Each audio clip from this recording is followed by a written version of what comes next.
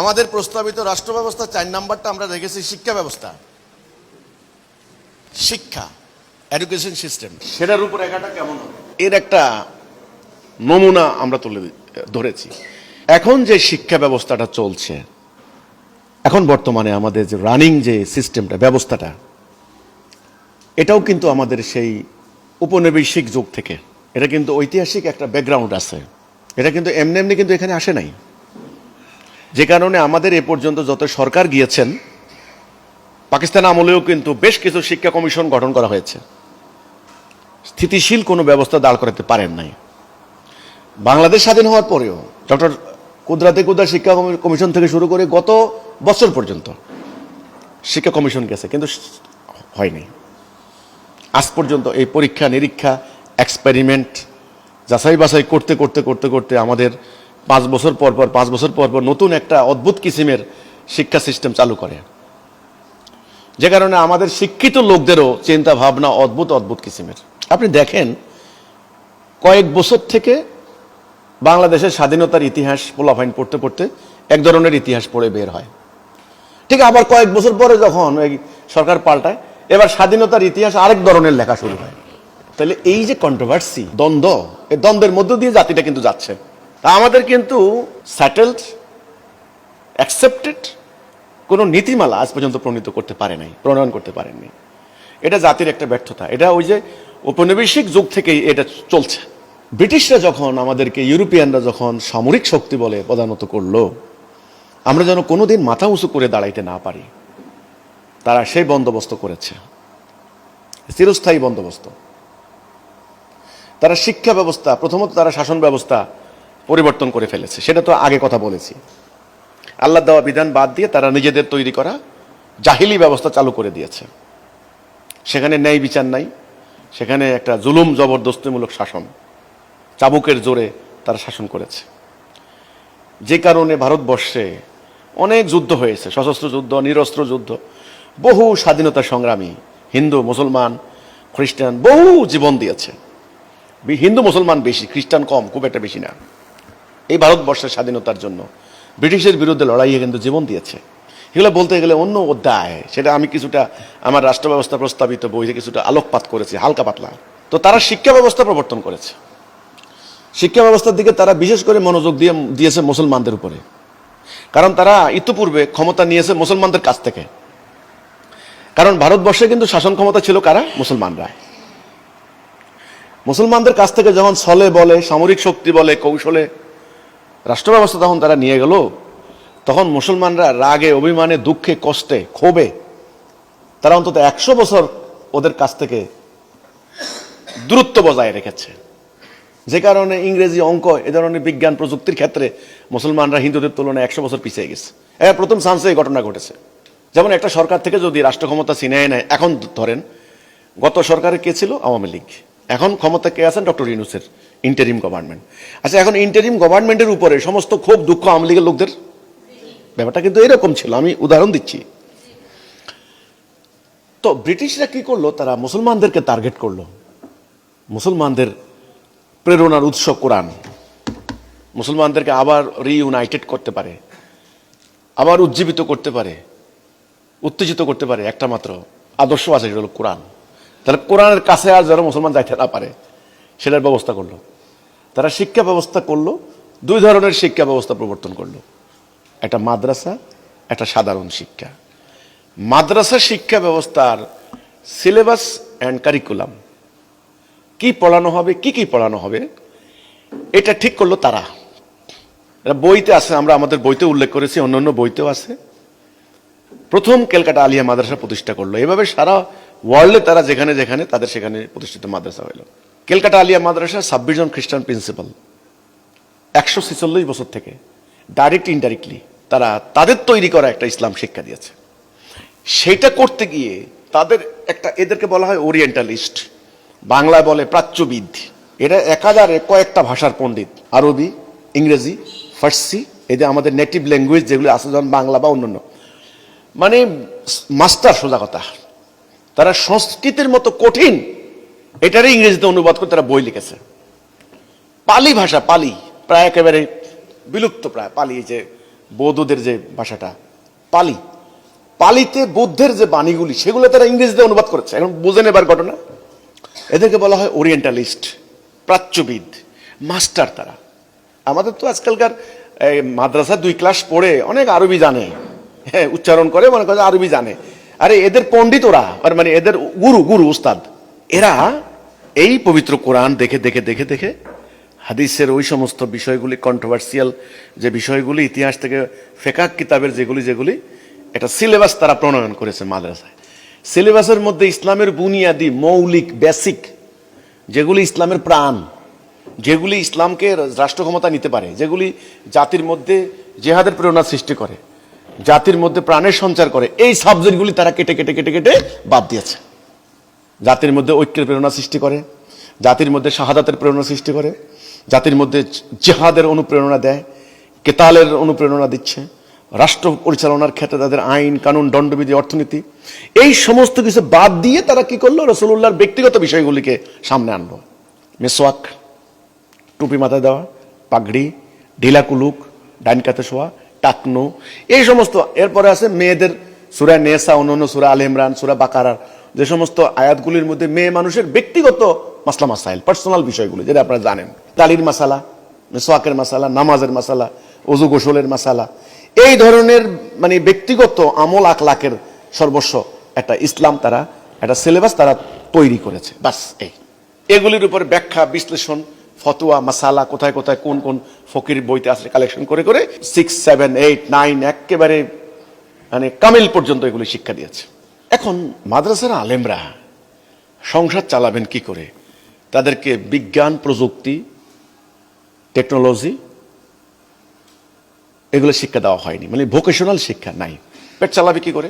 তখন তারা বাধ্য হয়েছে ওই যে ব্যক্তিগত যে ইসলামটা আছে সেটা ধর্মপ্রাণ মানুষের মধ্যে ওয়াজ মাহফিল করে, ইমামতি করে, মধ্যে দাপন করে সেগুলাকে তারা বিক্রি করে খাওয়া শুরু করে দিয়েছে। এখন এই আলেমদের জীবন জীবিকার উৎস আর কিচ্ছু না, মসজিদের ইমামতি, আজান দিচ্ছেন, তারপরে দোয়া কালাম করতেছেন, ওয়াজ মাহফিল কিছু ম্যানেজ করতে পারলে উপরি ইনকাম হচ্ছে, এই হচ্ছে। তারা কিন্তু রাষ্ট্র ক্ষমতায় নাই, কিন্তু কোর্ট কাছারিতে নাই, অর্থ ব্যবস্থায় নাই, সেনাবাহিনীতে নাই, রেলওয়েতে নাই, ডাক বিভাগে নাই, কিচ্ছুতে নাই। এই ইসলামী শিক্ষা যারা শিখেন তারা মানে মাওলানা ওদেরকে পদবি দিয়েছেন, দাড়ি, পাগড়ি, টুপি, একটা জুব্বা, লেবাস নিয়ে রুটি রুজির বাহন হিসেবে বানিয়ে দিয়েছে, বাস ওকে। এবার সাধারণ শিক্ষা, জেনারেল এডুকেশন, কলেজ বিশ্ববিদ্যালয়, এখানে কি করছে দেখেন, ওখানে কিন্তু আলাদা প্রতিষ্ঠান, কিন্তু এখানে ইংরেজি ভাষা, অঙ্ক, ভূগোল, ইতিহাস। কোন ইতিহাস? ইসলামের ইতিহাস না, ওদের রাজা রানীর ইতিহাস। ইসলামের মহাবীর খালিদ বিন ওয়ালিদের নাম জানে না, এমএ পাস শিক্ষিত লোক, কিন্তু শেক্সপিয়ারের নানার নাম কি মুখস্থ বলতে পারে। সুদ ভিত্তিক অর্থ, যে সুদ আল্লাহ হারাম করেছেন, 100 টাকা 1 বছরের সুদ এত, 1 লক্ষ টাকা 10 বছর ব্যাংকে রাখলে কত, ফাটফাট করে ক্লাস 7 এর পোলাপাইনে বলে দিতে পারে। তাহলে এই সাধারণ শিক্ষার যারা শিক্ষা, এখানে কিন্তু পরিকল্পিতভাবে ইসলামের জ্ঞান দেয় নাই, কোরআন শিক্ষা দেয় নাই, হাদিস শিক্ষা দেয় নাই, ইসলামের গৌরবময় ইতিহাস শিক্ষা দেয় নাই। জ্ঞান, বিজ্ঞান, প্রযুক্তি, অর্থনীতি, মহাকাশবিদ্যা, চিকিৎসাবিদ্যা, প্রকৌশল বিদ্যা, এ সমস্ত ক্ষেত্রে মুসলমানরা যে এক সময় শিক্ষকের আসনে আসীন ছিল, ওদের থেকে যে ওরা সেটা লাভ করেছে, এটা কিন্তু সাধারণ শিক্ষিতদেরকে শিক্ষা দেওয়া হয়নি। এই সাধারণ শিক্ষিত লোক তারা তাদেরকে ভলিউম ভলিউম বই তারা মুখস্থ করেছেন, কঠিন কঠিন অঙ্কের বই, ভূগোলের বই, আপনার হলো প্রকৌশল বিদ্যার বই, মেডিকেল সায়েন্সের বই, পদার্থবিজ্ঞান, রসায়ন বিজ্ঞান, এ সমস্ত বইগুলি তারা পড়েছেন। পড়ে তারা সাধারণ শিক্ষিত, জেনারেল এডুকেটেড হয়ে বেরিয়েছেন। কিন্তু ইসলাম সম্পর্কে একটা বিদ্বেষ মনোভাব তাদেরকে স্লোলি তাদের ভিতরে দিয়ে দেওয়া হয়েছে। ধর্ম সম্পর্কে আধুনিক শিক্ষিত লোকদের কাছে ধর্মটা এখন কি? ধর্ম হইল প্রাচীন যুগের একটা গাল গল্প। এটা আরব সমাজের মরু অঞ্চলের বেদুইন বর্বর গোষ্ঠীগুলিকে কন্ট্রোল করার জন্য মোহাম্মদ উনি চালাকি করে একটা নীতি, একটা কোরআন শরীফ বানাইছেন, বানাইয়া ওদেরকে কন্ট্রোল করেছেন। ওটা ওই সমাজে চলে, আধুনিক এই যুক্তির প্রযুক্তির এই যুগে চলে না। এখন আমাদের জাতিসংঘের সনদ হয়ে গেছে, মানবাধিকারের সনদ হয়ে গেছে, রাষ্ট্রের সংবিধান হয়ে গেছে, কাজে ইসলাম এখন আর চলে না। আর এই যে জ্ঞান বিজ্ঞান চলছে, অর্থনীতির জনক অমুক, রাষ্ট্রবিজ্ঞানের জনক, সমাজবিজ্ঞানের জনক, ভূগোলের জনক, সব ওরা। মানে ইসলামের কিচ্ছু নাই, ইসলামের কোনো ইতিহাস নাই, ইসলামের কোনো গৌরব নাই, গৌরবময় কোনো কিচ্ছু নাই। এই কারণে এই আধুনিক শিক্ষিত লোকদের, যেমন ধর্মপ্রাণ মানুষের তীর্থস্থান মক্কা। তারা আল্লাহকে পাওয়ার জন্য যায় কোথায়? কাবায়, মক্কায় যায়। এই শিক্ষিত লোকের তীর্থস্থান ইউরোপ আমেরিকা। তারা দুনিয়া কামাই করার জন্য, কারণ শিক্ষা ব্যবস্থার মধ্যে ভোগবাদী শিক্ষা ব্যবস্থা, পরকাল বিমুখ, পরকাল সম্পর্কে সন্দেহ। এই পরকাল, পরকাল আবার কি? হ্যাঁ, পরকালকে দেখছি কোনোদিন? যেটা পরীক্ষা নিরীক্ষা করে পাওয়া যায় না, সেটা বিশ্বাস করা যায় না। স্বর্গ নরক, আরে এগুলা হলো একটা মানুষকে লোভ দেখাইছে, কন্ট্রোল করার জন্য লোভ দেখাইছে, আর হলো ভয় লাগাইছে, সাপে কামড়াইবো, এই হলো আগুনে জলসাইবো, এগুলো হলো ভয় দেখাইছে। এগুলো পরকাল বলতে কিছু নাই।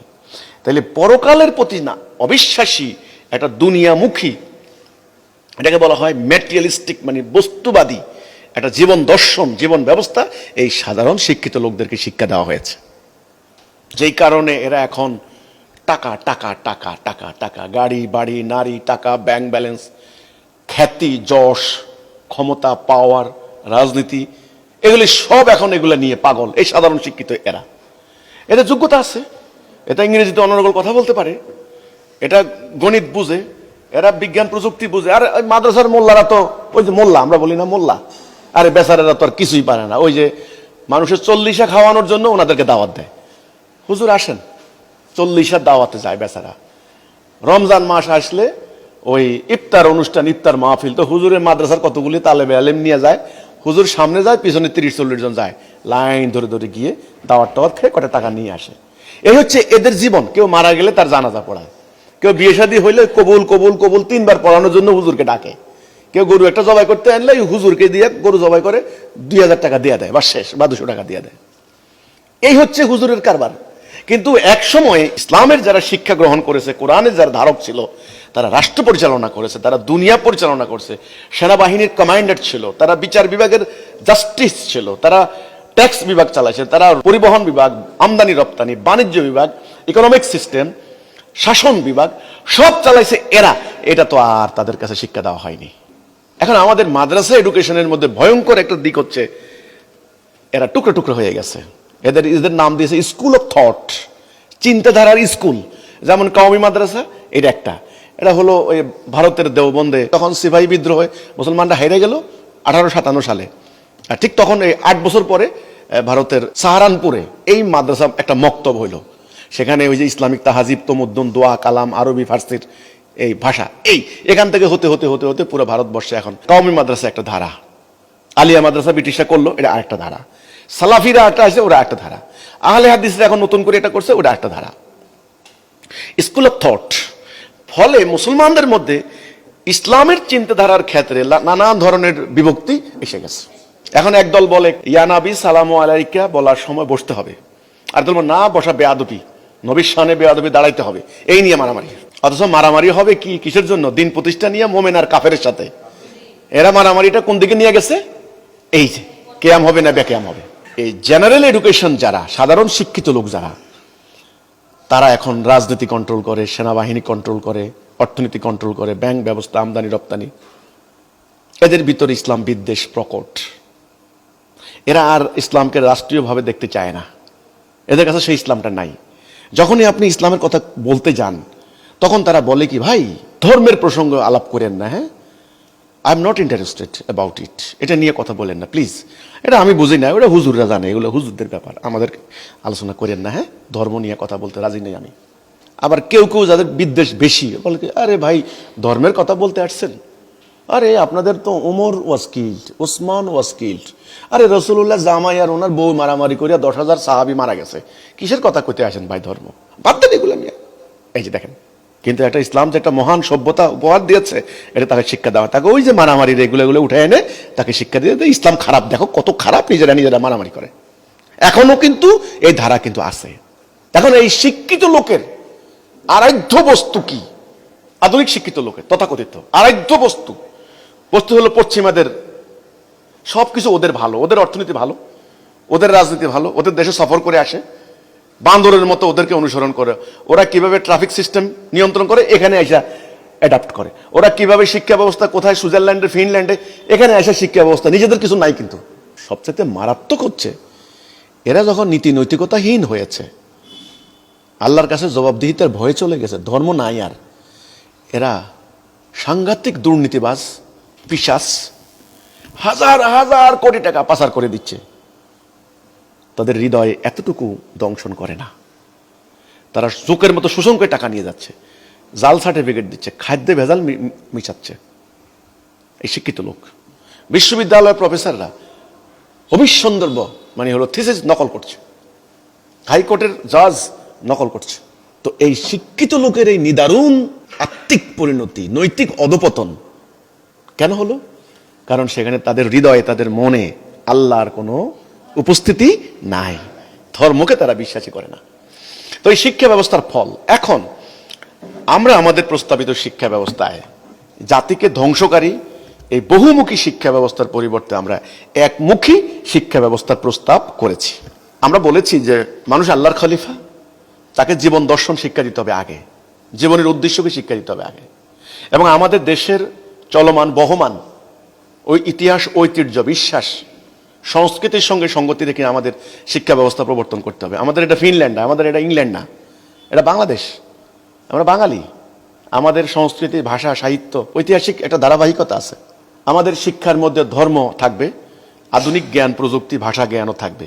আমাদের শিক্ষিত লোক একদিকে আল্লাহর কোরআনের শিক্ষা অর্জন করবে, সে একদিকে মোমেন হবে, আরেকদিকে দুনিয়ার প্রচলিত জ্ঞান, বিজ্ঞান, যুক্তিবিজ্ঞান, তারপরে সামরিক বিজ্ঞান শিখবে, ভাষা শিখবে, ইংরেজি সাহিত্য শিখবে, দুনিয়ার যত ভাষা আছে সব শিখবে। অর্থাৎ একদিকে সে জ্ঞান বিজ্ঞান জানবে, দুনিয়ার জ্ঞান, আরেকদিকে সে দিনের জ্ঞান জানবে। দুইয়ের সমন্বয়ে একদিকে সে দেশপ্রেমিক হবে, মানবতাবাদী হবে, মোমেন হবে, তাকওয়ার মানদণ্ডে উত্তীর্ণ আল্লাহর প্রিয় বান্দা হবে। আরেকদিকে সে আধুনিক দুনিয়ার সঙ্গে তাল মেলানোর জন্য তাকে জ্ঞান, বিজ্ঞান, প্রযুক্তি, ভাষা, অঙ্কশাস্ত্র সকল ক্ষেত্রে সে হবে যোগ্যতা সম্পন্ন। আবার অন্যদিকে সে ডিসিপ্লিন হবে, মানবতাবাদী হবে, মহান চরিত্রের হবে। শিক্ষিত লোক জীবন যাবে, মিথ্যা কথা বলবে না। শিক্ষিত লোক না খেয়ে থাকবে তবু ঘুষ খাবে না, এটা শিক্ষিত লোক। এই শিক্ষিত লোক তৈরি কিভাবে সম্ভব?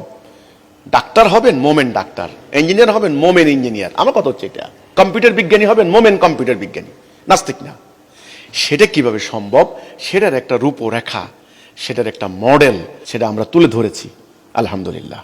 তো আমাদের প্রস্তাবিত শিক্ষা ব্যবস্থা যদি আমরা প্রতিষ্ঠা করতে পারি, তাহলে আমরা বলবো এই শতাব্দীর পর শতাব্দী ধরে এই যে শিক্ষার ক্ষেত্রে যে নৈরাজ্য, যে জালিয়াতি, সেটার অবসান হয়ে একটা ভারসাম্যপূর্ণ, যৌক্তিক, একটা মানবতার কল্যাণকামী একটা শিক্ষা ব্যবস্থা প্রবর্তন হবে। আজকে শিক্ষা হয়ে গেছে ব্যবসা, বাণিজ্য। গরিব মানুষের জন্য শিক্ষা নাই, যার যত বেশি টাকা সে তত বেশি শিক্ষা অর্জন করতে পারছে। আমাদের প্রস্তাবিত রাষ্ট্র ব্যবস্থায় রাষ্ট্রের প্রত্যেকটা নাগরিক শিক্ষা পাওয়ার হকদার, তার বিনা পয়সায় সে শিক্ষা অর্জন করবে। শুধুমাত্র উচ্চতর ডিগ্রির ক্ষেত্রে যার যার যেটা অভিপ্রায়, স্পেশালাইজড নলেজ যেটা, সেটার ক্ষেত্রে, স্পেশাল নলেজের ক্ষেত্রে তিনি তার নিজের অর্থ খরচ করবেন। কিন্তু রাষ্ট্র তার বুনিয়াদী লক্ষ্য হাসিল করার জন্য জনগণকে ন্যূনতম শিক্ষায় শিক্ষিত করে তুলবে, যেন এই চলমান বিশ্বে, প্রতিযোগিতার এই বিশ্বে যেন প্রতিযোগিতার সঙ্গে জাতি টিকতে পারে, সামনে এগিয়ে যেতে পারে। সেই শিক্ষা ব্যবস্থা আমরা প্রবর্তন করার জন্য আমরা একটা রূপরেখা আমাদের এই প্রস্তাবিত রাষ্ট্র ব্যবস্থা তুলে ধরেছি। আমি আশা করব যারা শিক্ষিত, যারা অধ্যাপক আছেন, শিক্ষাবিদ আছেন, যারা জ্ঞানী আছেন, প্রকৃত জ্ঞানী, উদার মনের, তারা আমাদের এই বইটিকে স্টাডি করার জন্য আমি অনুরোধ করব। যদি কোনো ভুল ত্রুটি থাকে তা আমাদেরকে মেনশন করুন, আমরা সংশোধন করব। পরবর্তী সংস্করণে আমরা সেটাকে ঠিক করে নেব ইনশাআল্লাহ। আধুনিক তৌহিদ ভিত্তিক রাষ্ট্রের রূপরেখা কি হতে পারে, হিজবুত তৌহিদ পর্যায়ক্রমে আপনাদের সামনে তুলে ধরার চেষ্টা করবে। আল্লাহ হাফেজ, সালামু আলাইকুম।